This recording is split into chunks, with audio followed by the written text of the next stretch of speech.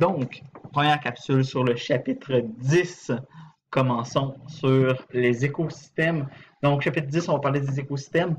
Les biomes, c'est une petite partie du chapitre 8, normalement, mais elle a été brochée, on va dire, un petit peu au chapitre 10.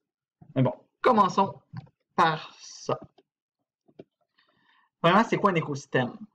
Un écosystème, la définition qu'on peut lui donner, si on veut une définition exacte, là, ça va être un ensemble d'organismes vivants qui interagissent entre eux avec les éléments non vivants du milieu qu'ils occupent.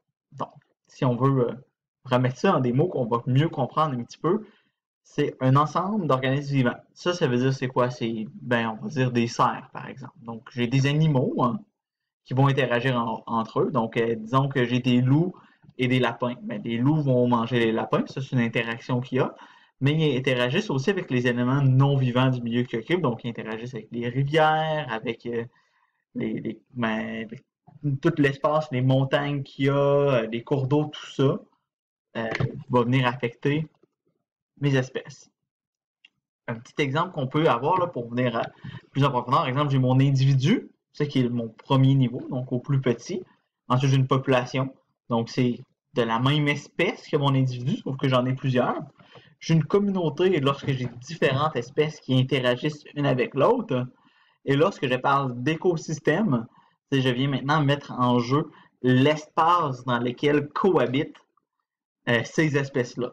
Donc, un écosystème, c'est lorsque j'ai plusieurs espèces qui cohabitent ensemble dans un espace défini. Donc, c'est ça un écosystème. Maintenant, parmi tous les termes que je vais donner ici, lesquels pourraient être considérés comme un écosystème? Premièrement, j'ai un arbre, ensuite une île, une montagne, un aquarium, une forêt, un lac, une rivière. La plupart vont me dire qu'un lac, oui, c'est quand même gros, on peut considérer que c'est un écosystème, une forêt aussi. Un aquarium, si j'ai plusieurs espèces de poissons dans mon aquarium, ça va en être une montagne aussi. Une île, encore une fois, si j'ai plusieurs espèces qui vont cohabiter dans cette île-là, oui, ça pourrait être considéré comme un écosystème. Une rivière aussi, j'ai plusieurs espèces de poissons qui vivent dans une rivière.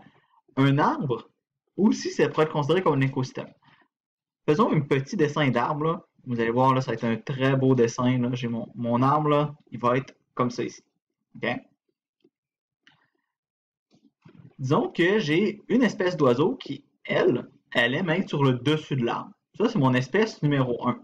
Elle vit sur le dessus de l'arbre, c'est là qu'elle aime être, c'est là qu'elle retrouve sa nourriture, elle se situe là. Ensuite, j'ai une espèce de pic-bois qui, elle, vit sur le tronc de l'arbre. Elle vit dans l'arbre, dans le tronc, ça c'est mon espèce numéro 2. Ces deux espèces-là, est-ce qu'elles cohabitent une avec l'autre? Les deux cohabitent dans l'écosystème qui est l'arbre. Donc, on peut voir que les écosystèmes, ils peuvent être de différentes grosseurs. À gauche, on voit ici, j'ai un écosystème, une belle petite forêt avec une petite chute.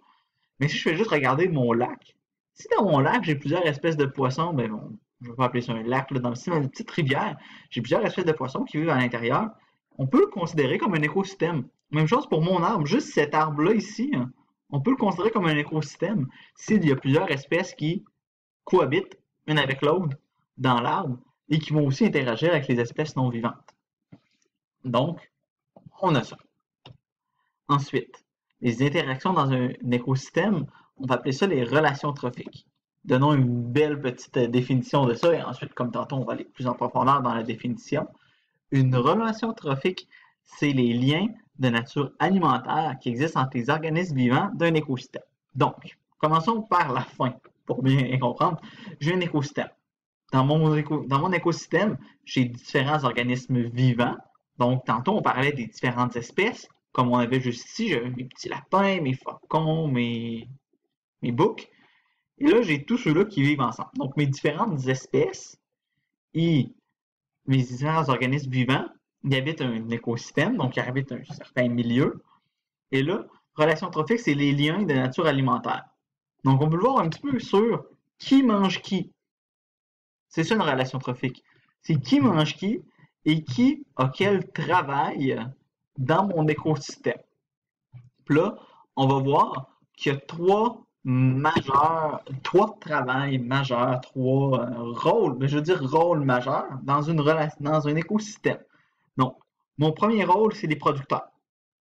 Mais on va parler un petit peu plus tard, qu'est-ce qu'ils font les producteurs? Mais un exemple, c'est de l'herbe. Du gazon, de l'herbe, c'est un producteur. Ensuite, j'ai mes consommateurs. Consommateurs, c'est ceux qui vont consommer, hein. Et ensuite, j'ai des décomposeurs qui vont venir décomposer. Ça, on va voir plus en profondeur qu'est-ce qui fait quoi, qu'est-ce qui est quoi. Mais c'est ça. Donc, on a ça qui sont mes différents rôles. Ces rôles-là, on va les appeler les niveaux trophiques. Donc, au lieu de parler de rôle les relations trophiques, on va parler de niveau trophique. Et selon mon niveau, je suis un petit peu à une différente hauteur dans l'échelle. On peut le voir de cette façon-là. Donc, disons que mon niveau trophique, c'est producteur. Je suis dans le bas de l'échelle. Je peux me faire manger par un petit peu n'importe quoi. Si je suis un consommateur, ben là, je suis un petit peu plus haut parce que je viens consommer mon producteur. On en reparle tantôt. Mais j'ai aussi d'autres consommateurs qui vont venir manger des consommateurs. Donc, en ce moment, celui-là, il vient manger lui. Lui, il vient manger lui. Et lui, il vient manger lui. Donc, le niveau trophique, on voit qu'il augmente. Lui, il est plus élevé. Là, on a mes décomposeurs qui sont un petit peu partout. Parlons-en. Donc, premièrement, avant de parler des producteurs, de c'est quoi un producteur et qu'est-ce que ça fait, je veux qu'on prenne le temps de bien délimiter les différentes catégories de la matière. Pas seulement dans un écosystème, mais j'ai la matière qui va être organique et inorganique. Lorsque je parle de matière inorganique, je vais parler par exemple de l'eau. De l'eau, c'est inorganique, des sels minéraux, euh, minéraux que je peux trouver dans la roche et tout. Toutes ces choses-là qui sont pas créées par les organismes vivants, c'est tout simplement, on les retrouve, ça l'arrive, c'est là. Ça va être des matières inorganiques. C'est pas créé par le vivant. Donc, si vous pensez à quelque chose, tout ce qui est roche, ça va être inorganique. C'est ça. Tout ce qui est roche, c'est un bon résumé là, de l'eau et tout ce qui est roche. Aussi, tout ce qui est l'air aussi, c'est inorganique là, à ce niveau-là. Tandis que matière organique, ça, qu'est-ce que ça va être? Ça va être mes protéines, mes lipides, mes glucides. Ça, c'est tout ce qui est produit par des organismes vivants. Les protéines, je ne sais pas si vous vous en souvenez, les lipides aussi, ça, c'est produit par nos cellules. Donc, les cellules animales vont produire des protéines. Euh, c'est ça, les cellules animales, là, il y a une bonne partie de ce qu'ils font dans notre cellule, qu'est-ce qui nous permet de fonctionner. C'est la production de protéines, donc c'est nous qui le produisons. Les glucides, ça, c'est produit par les cellules végétales. Donc, si on se souvient avec la photosynthèse, on va parler un petit peu de la photosynthèse, mais pas trop. Mais c'est ça. Toutes ces choses-là, c'est produit par des organismes vivants et on va appeler ça de la matière organique. Donc, les deux grandes catégories, inorganique, organique. Organique, ça vient des organismes vivants. Inorganique, ça ne vient pas des organismes vivants.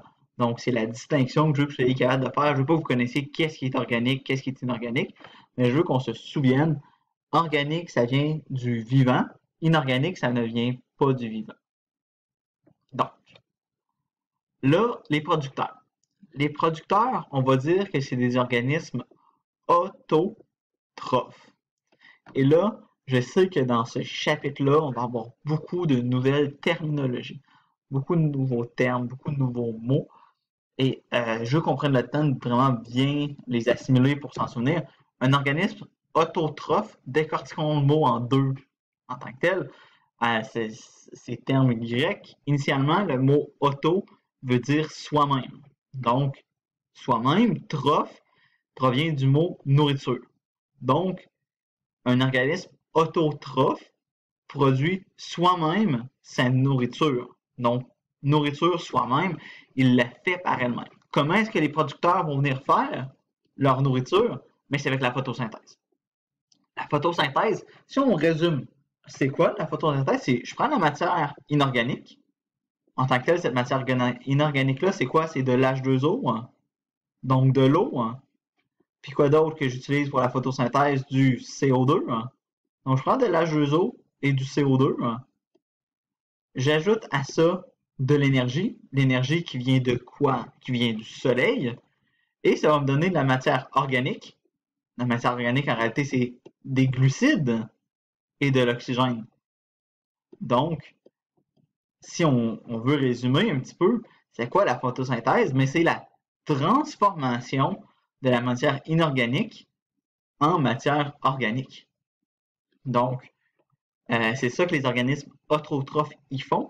Ils vont produire eux-mêmes leur nourriture, ils produisent eux-mêmes leur substance, qu'on va dire, qui va être le glucide.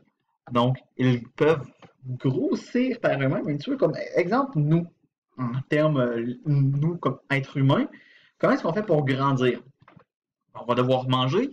On dit souvent, il faut manger des légumes, il faut manger vos croûtes et ces choses-là qu'on vous dit. Pourquoi on vous dit ça? C'est pour s'alimenter en nutriments. Et mon corps va utiliser ces nutriments-là pour grandir.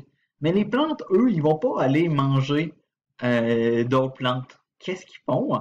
Ils vont venir aller chercher les nutriments dans le sol. Donc, ils vont chercher tout ce qu'ils ont besoin, l'azote, le phosphore, ben, l'azote, ça va être les phosphates, de l'eau, du dioxyde de carbone. Ils vont aller chercher toutes ces matières inorganiques-là et ils vont les prendre, ils vont les utiliser pour grandir. Mais ils n'ont pas besoin de manger quelque chose. Tout ce qu'ils ont besoin pour grandir, c'est déjà de base dans les sols. C'est ça. Tandis que si on regarde les organismes hétérotrophes, eux, hétérotrophes, hétéro, c'est-à-dire autres, trophes, nourriture. Donc, ils prennent leur nourriture des autres. Donc, ils sont incapables, nous, comme les consommateurs, on va revenir sur consommateurs, producteurs plus en profondeur, là, mais je veux qu'on parle vraiment de autotrophes et de hétérotrophes, OK? Autotrophes, ils produisent eux-mêmes leur nourriture. Hétérotrophes, ils vont aller chercher la nourriture des autres. Donc, par exemple, on va aller manger le gazon. Donc, moi, comme être humain, je ne suis pas capable de produire par moi-même la nourriture qui va me permettre de grandir. Il faut que j'aille soit manger du lapin, du poulet, il faut que j'aille manger de la viande ou que j'aille manger des végétaux qui, eux, ont déjà fait ce travail-là un petit peu. Mais en tant que tel, les premiers nutriments, ils vont toujours venir des producteurs. Donc, si on revient à mon image un petit peu en haut, là, et qu'on parle de chacun des niveaux. Mes producteurs, eux, qu'est-ce qu'ils font? On s'en rappelle, ils prennent la matière inorganique et la transforment en matière organique. Les consommateurs, eux, ben, les consommateurs de premier ordre, donc on va parler des différents ordres, les consommateurs de premier ordre, donc ceux de plus bas niveau, on peut le voir, ils vont manger ces producteurs-là. Donc, exemple, j'ai mon producteur, les plantes. Le lapin, lui, il va venir manger les plantes pour se nourrir. Donc, lui, il est hétérotrophe, hétéro-autre, donc il se nourrit, sa nourriture vient de quelque chose d'autre, elle n'est pas faite par lui-même. Le lapin ne va pas faire un bain de soleil et ne va pas grandir comme ça. Il faut qu'il ait mangé pour grandir. On dit que la plante, elle fait juste prendre un bain de soleil et elle grandit. Donc, mon lapin, lui, il va manger mon producteur. Donc, c'est un consommateur de premier ordre. Lorsque mon consommateur mange un producteur, on dit qu'il est de premier ordre. Un consommateur de deuxième ordre, lui, c'est mon loup. Le loup, il ne va pas aller manger du gazon. Lui, il va aller manger le lapin.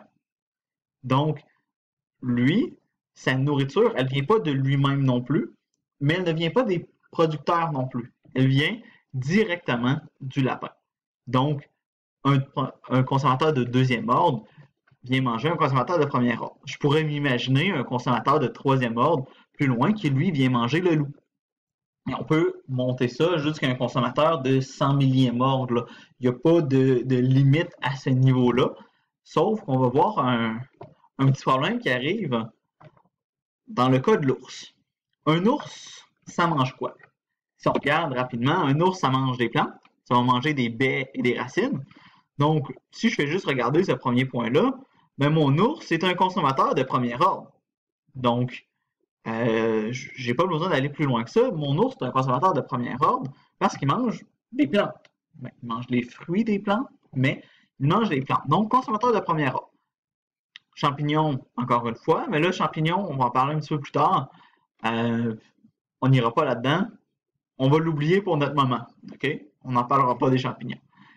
Il va aussi manger des poissons, des insectes et des petits mammifères.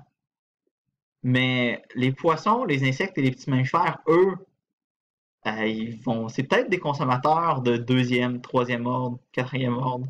On ne le sait pas. Donc, mon ours en tant que tel, c'est un consommateur de premier ordre, mais sinon un consommateur de deuxième ordre, troisième ordre, quatrième ordre aussi, dépendant c'est quoi qu'il mange. Donc, selon de quoi il se nourrit, hein, l'ours va être un consommateur de différents ordres. Donc, s'il mange de la truite, alors on va dire que c'est un consommateur de deuxième ordre. Mais s'il mange un petit mammifère, si disons il mange on va dire un loup, ok, un ours ne va pas manger de loup, mais si mon ours mange un loup, ben là on va revenir à la situation que mon ours s'en vient juste ici, hein, c'est un consommateur de troisième ordre. Mais les insectes et les poissons, il y a plusieurs niveaux qui se font.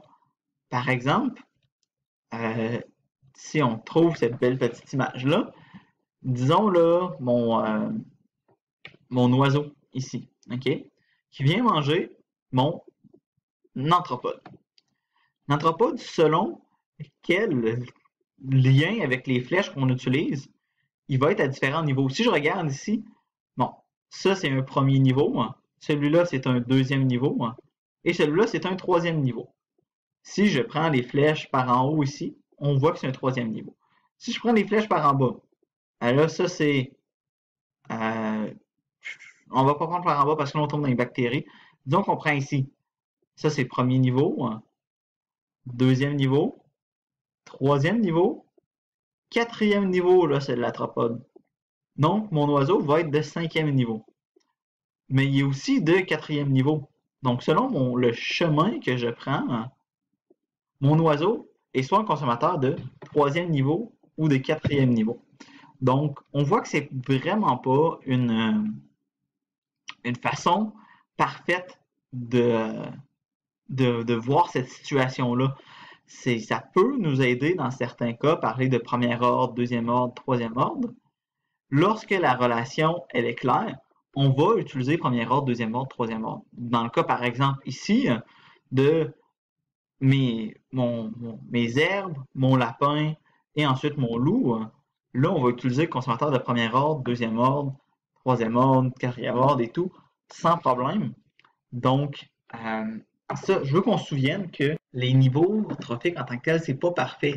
Un consommateur de premier ordre, de deuxième ordre, de troisième ordre, oui, ça nous donne une idée de qui mange qui, mais si on regarde la situation plus globalement, c'est très difficile de décider quel consommateur est de premier ordre, deuxième ordre, troisième ordre.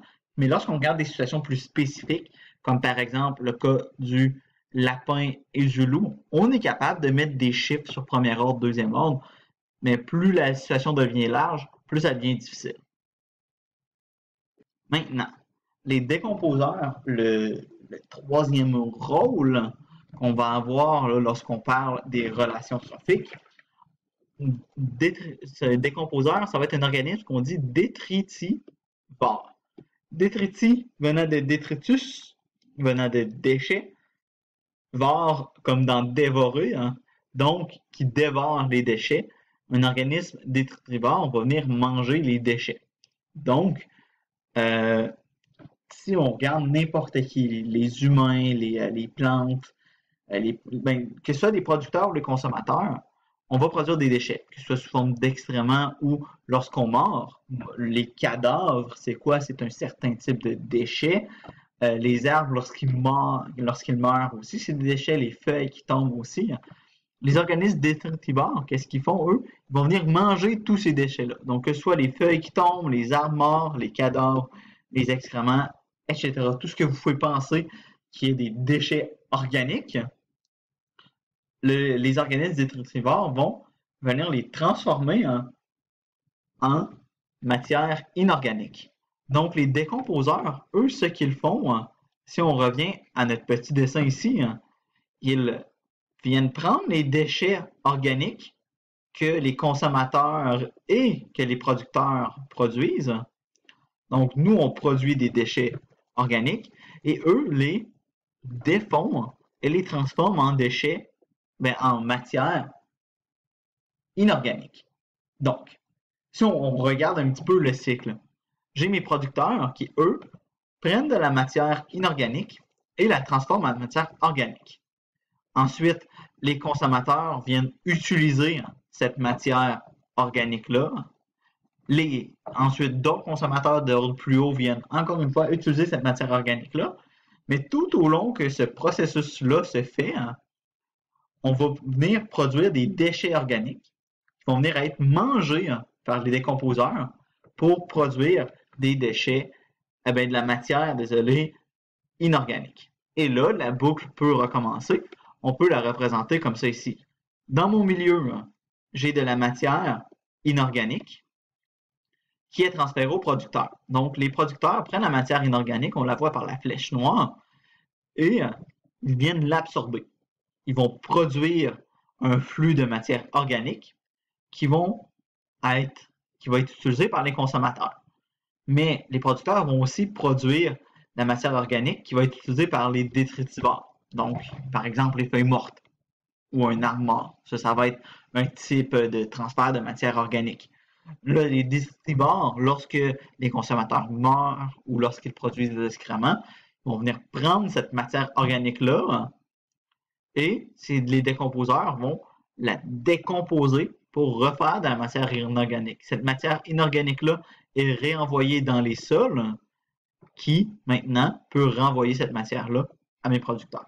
Donc, c'est une boucle qui se fait toujours et qui tourne de cette façon-là.